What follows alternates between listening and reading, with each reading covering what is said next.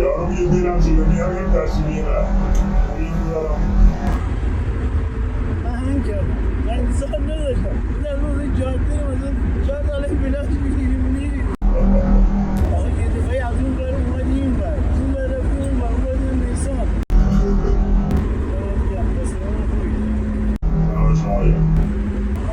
اسلام بگیر مثلا بگیرم میزورم چونتر من نمیدونم طبعا من اینجوری طبعا نمیدونم همونستان 20 سال تهران اینجوریه 20 سال تهران هم چه از خواهر دیدم مثلا حالا جاده بلاک و فلان و چیز کنم نه اینجوری نه مثلا خانواده رو سوال میکنی حالا پدری مادری داداشی من مثلا هرکی که بترسه دیگه همون تو میگه دیگه یواش میرم هر از آنهایی که نمیترسن هم میگه میرم دیگه منم اصرار نداشتم خدایان که این فیلمه بود تاکسی همه شدم اینو بود دیگه بزرگ سوال میشه که یاد میرست رانندگی چیزا برای پولیسا کار میکردیم دیگه حداقل راحت چیزی میگرفتیم سرمکرد میگیم واقعا ترس داشت ترسیدی؟ من دیگه مثلا گاز این 4 دارم مثلا جا میزنی میری جلو دیگه اولش بهت گفت چند دارم گفتم میترسی همه گفتی نمیترسم مثلا میخوای یه خورده تیزتر بری همین لایی بکشی و اونور بری هرچی میخواستی بریم تو دادگاه بودی همه یاد بگیری دادگاه هنری مینویسه؟ دادگاه هنری مینویسه؟ آره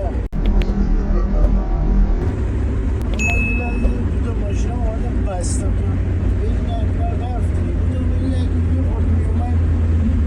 شما رو بسید میگم این روزی زنه خودم از کرج تا جنت آباد همه همسرسان شما هم بود بعد گفت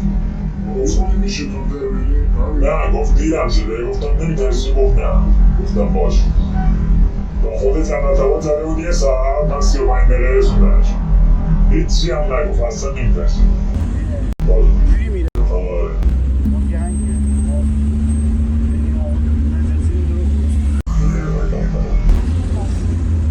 اینجا من نیدم اصلا تو شهر خودم همچین کسی نید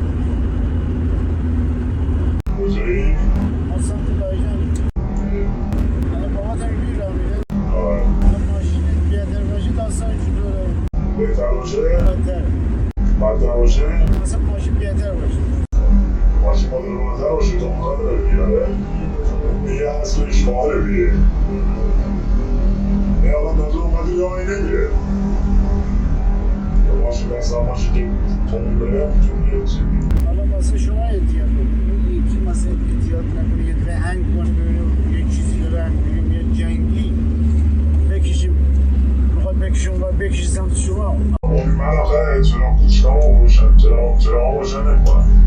من با چرا کوچک میرم یعنی اون تا من با اون صورت دارم میرم اون تا بخواد بیه فنمان دارم میام من رد چرا روش رفتم مثلا یه دفعه شما این بر میکشیم حالا میخواد بریم اون بر بکشیم اون بر برعکس حواسم هست دیگه مقصدی اکسان من انجام میدم مختلف نترسیم منم ترسیده بود اما زنه؟